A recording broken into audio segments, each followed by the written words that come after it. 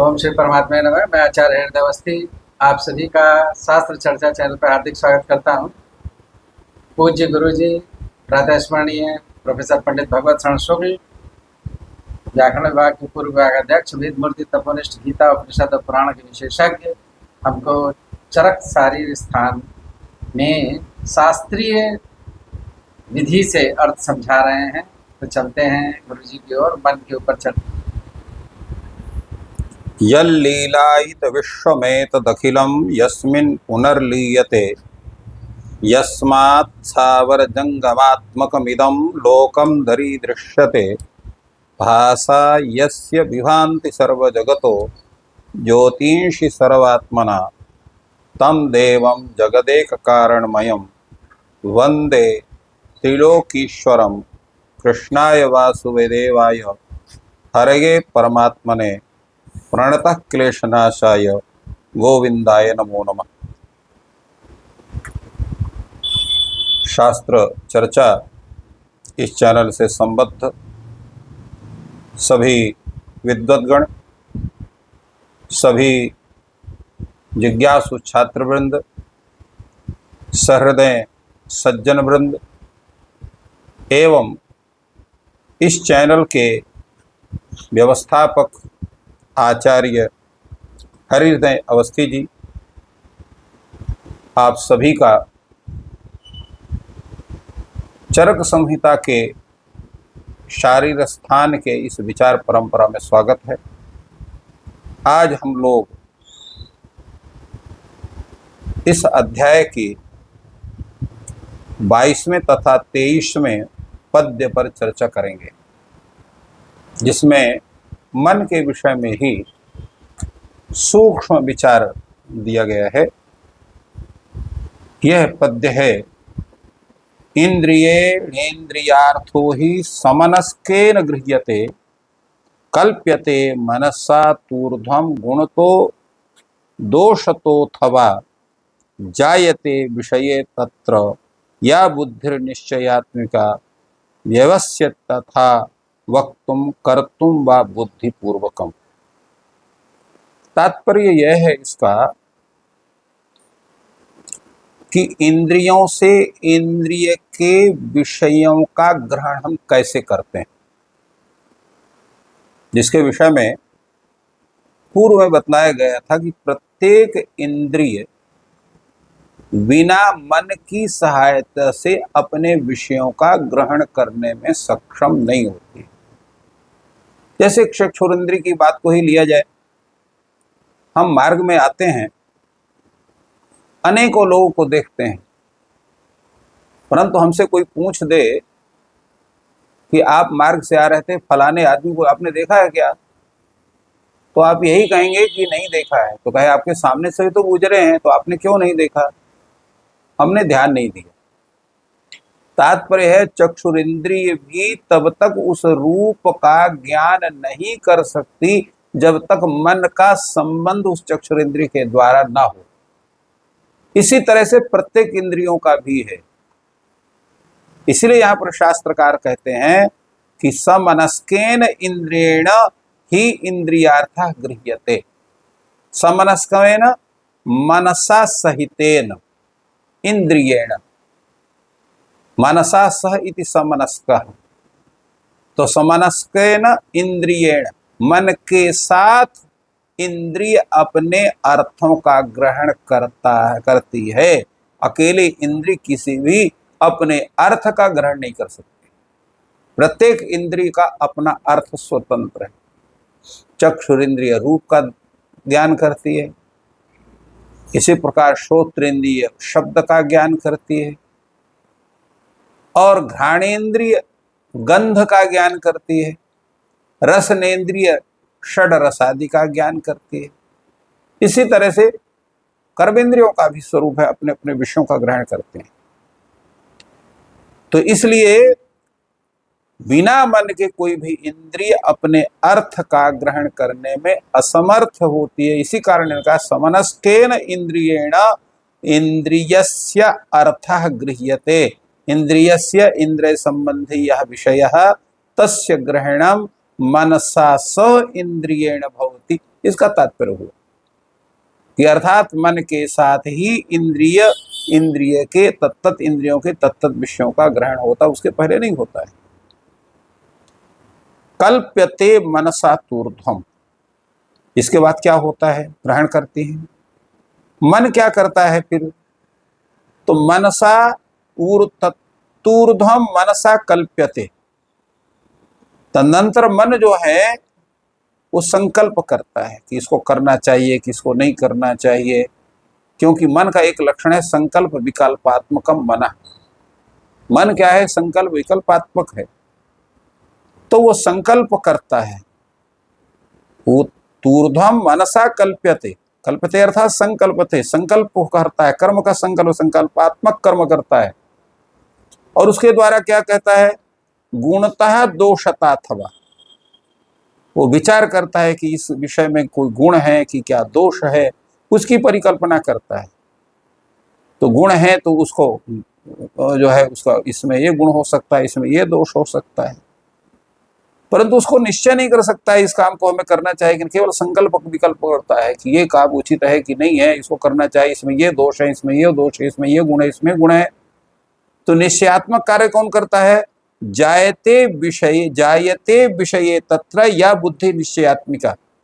जब संकल्प और विकल्प उसके गुण दोष का पूरा विचार, पूरा जो है उसका परिकल्पना मन कर लेता है, तब उस विषय में निश्चय करने के लिए बुद्धि उपस्थित होती है। क्योंकि जायते विषय तत्र या बुद्धि निश्चयात्मिका, उस विषय में निश्चयात्मिका बुद्धि, यहाँ जायते उत्पद्यते इत्यर्थ, निश्चयात्मक बुद्धि उत्पन्न होती है। और वो कहती है कि ये इसमें अधिक जो गुण है, इसलिए इस कार्य को करना चाहिए, या इस जो है कार्य में अधिक दोष है, इसलिए इस कार्य को नहीं करना चाहिए। तो निश्चय करने का काम बुद्धि का होता है। फिर इसके बाद क्या होता है, व्यवस्थित तदा वक्तुम कर्तुम व बुद्धिपूर्वकम, और बुद्धिपूर्वक इस कार्य को करना है कि नहीं करना है, इसके लिए फिर वो प्रयत्न करता है पुरुष, उस पर उसकी स्थिति को है ज्ञान करके उस पर उस कार्य को फिर वो एक मूर्त रूप देने का प्रयास करता है। व्यवस्थित वक्तुम कर्तुम व बुद्धिपूर्वकम, तो बुद्धिपूर्वक कर्तुम व तत्र व्यवस्थिति, उस कार्य को वो प्रयत्न करता है, उस कार्य को संपादित करता है। जब निश्चय होगा कि ये कार्य उचित है, इसको करना चाहिए, अथवा ये कार्य उचित है, इसको नहीं करना चाहिए, तो निश्चय करके बुद्धिपूर्वक उस कार्य को जो करता है उसका संपादन करता है, तादृश प्रयत्न करता है। ये क्रम है जो मन के द्वारा उपस्थित होता है। अब इसकी बड़ी व्याख्या है।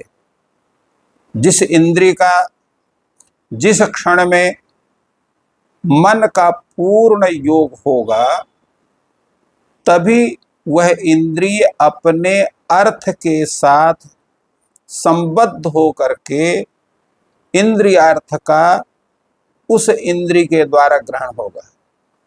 यदि यही इंद्रियार्थ संयोग बिना मन के हो रहा है, तो फिर इंद्रिय अपने विषय के ज्ञान को नहीं कराएंगे। वो क्या होगा, ज्ञानाभास होगा। जैसे आप किसी पुस्तक को पढ़ते हैं, मन अगर कहीं दूसरा जगह हो तो कोई अगर पूछ दे आपने क्या पढ़ा है, तो आप उत्तर नहीं दे सकते हैं, और मनोयोग के साथ पढ़ेंगे तो तत्काल उत्तर दे देंगे। तो इसलिए अमनस्क जो इंद्रिय के द्वारा किया जो कार्य है उसका उसको आभास नहीं होता है, पूर्ण रूप से उसका ज्ञान नहीं होता, इसलिए वो ज्ञानाभास की स्थिति में होता है, अर्थात उस विषय का यथोचित ज्ञान उसे नहीं होता है।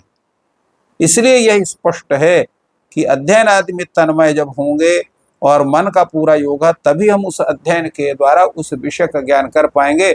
अगर मन दूसरा सोचता है, मुख केवल उन शब्दों का उच्चारण कर रहा है, तो उन शब्दों का अर्थ क्या है इसका ज्ञान हमको नहीं हो सकता है। यही समनस्क मन अमनस्क मन के संयोग का इंद्रियार्थ के साक्षात्कार के विषय में विचार है। दूसरा जो एक कथा है मनसा कल्प्यते, इसका तात्पर्य क्या है? तात्पर्य यह है जिसका अभी हमने बतलाया कि मन का काम ही है संकल्प विकल्पात्मकम मन, संकल्प करना विकल्प करना, यही मन का धर्म है, यही मन का कर्तव्य है। संकल्पा मानसम कर्म, ऐसा भी बताया जाता है। और मन क्या करता है संकल्प विकल्प में? तो गुण दोष का विचार करना ही उसका मुख्य वही करता है। अब उसमें यह है, जैसे पूर्व में बताया गया थे, मन भी 3 प्रकार का है। सात्विक मन है, राजस मन है, तामस मन है। तो जिसका सात्विक मन है वो सात्विक विषयों को में संकल्प करेगा और असात्विक विषयों में विकल्प उत्पन्न करेगा। इसी प्रकार जिसका राजस मन है तो सात्विक विषय में विकल्प करेगा, तामस विषय में विकल्प, राजस विषय में उसका संकल्प होगा। अगर कहीं तामस मन है तो तामस विषय में उसका संकल्प होगा, राजस और सात्विक विषय में उसका जो है विकल्प होगा। तो ये मन के आधार पर इस संकल्प विकल्प का स्वरूप सुनिश्चित होता है। इसलिए तीनों प्रकारों के मन का भी उल्लेख शास्त्रकार करते हैं। और जब जो है हम सात्विक मन से सत्वपूर्ण विचारों की ओर प्रवृत्त होते हैं, तो इसी प्रकार राजस और तामस मन से भी हम उसका विचार करते हैं, जैसा हमने अभी बतलाया। और फिर वक्तुम कर्तुम व्यवस्यति, हम उस कार्य को कह भी सकते हैं और उस कर्म को कर भी सकते हैं। इसलिए वक्तुम कर्तुम व्यवस्यति कहा है ना। वक्तुम कर्तुम व बुद्धिपूर्वकम व्यवस्यति, व्यवस्यत तथा वक्तुम कर्तुम व बुद्धिपूर्वकम, उसको हम बुद्धिपूर्वक कह भी सकते हैं, बुद्धिपूर्वक उसको संपादित भी कर सकते हैं। वक्तुम का तात्पर्य क्या है कि इंद्रियार्थ के अनुसार परिवर्तन करने पर क्या योग्य है क्या नहीं है, उसको हम वाग इंद्रिय के द्वारा वक्तुम व्यवस्यते, हम उसको कहने के योग्य बनते हैं।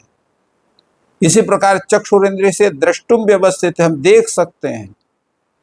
इसी प्रकार प्रत्येक इंद्रिय के द्वारा हम तत्त कार्य को कर सकते हैं, ये उसका कथन है। और जैसे पूर्व में कहा गया था कि इंद्रिय तथा मन के संयोग से ही वस्तु विशेष का ज्ञान होता है। अब उसी को कहते हैं, पूर्व जो ज्ञान है उसको निर्विकल्प ज्ञान करते हैं, उसी का आलोचन भी है। और इसी के बाद जब हम उस कार्य का पूर्ण ज्ञान कर लेते हैं तो उसी का जो है विकल्पात्मक, निर्विकल्पक और सविकल्पक स्वरूप उसका बनता है। ज्ञानेन्द्रियों के द्वारा दर्शन, श्रवण, स्पर्शन, आस्वादन का नाम आलोचन है। मन के व्यापार को संकल्प अर्थात अहंकार के व्यापार को अभिमान के स्वरूप में मैं इस विषय का ज्ञाता हूं, मैं इस विषय को कर सकता हूं, तो बुद्धि के व्यापार के जो स्वरूप को उसको व्यवसाय कहते हैं। इसलिए इनका सबका नाम अलग अलग है। इस विषय में आचार्य कुमारिल भट्ट का कथन है उनके मीमांसा शास्त्र में, अस्ति ही आलोचनम ज्ञानम प्रथमम निर्विकल्पम। जो सामान्य आलोचन है वो ज्ञान निर्विकल्प होता है। वो कौन सा ज्ञान है? तो बाल मूढ़ादि विज्ञान सदृशम शुद्ध वस्तुजम। जैसे बालक किसी वस्तु का ज्ञान करता है, कोई मूर्ख किसी वस्तु का ज्ञान करता है, तादृश शब्द जो है केवल सामान्य रूप से ज्ञान करता है। निष्प्रकारकम ज्ञानम निर्विकल्पकम ज्ञानम। निष्प्रकार माने बिना किसी विशेष विशेषण के जो ज्ञान है वही निर्विकल्पक वस्तु, उसी को शुद्ध वस्तु ज्ञान भी कहते हैं। इसके अनंतर जो है जब पुनः वस्तु के धर्म जात्यादि के रूप में उसका हम ज्ञान करते हैं तो वो उसका दूसरा ज्ञान है। ततः परम पुनः वस्तु धर्म जात्यादि भी यथा, अर्थात जो है विशेष विशेषण विशिष्ट जो उसका ज्ञान होगा और बुद्धि से जब उसका निश्चय करते हैं तो वही सविकल्प ज्ञान होता है और वही जो है प्रत्यक्षात्मक स्वरूप को धारण करता है। बुद्ध्यावसीते सा प्रत्यक्षत्वेन सम्मता, इस तरह से उसकी व्याख्या करते हैं। तो ये जो मन के स्वरूप हैं और उस बुद्धि के द्वारा निश्चय करके उसकी क्या स्थिति होती है, बड़े ही सुंदर ढंग से इसका विवेचन आचार्य आत्रेय पुनर्वसु ने यहाँ पर किया है। तो इस प्रकार गुरु जी ने बहुत ही सुंदर तरीके से मन के संकल्प विकल्प कार्यों का विश्लेषण किया।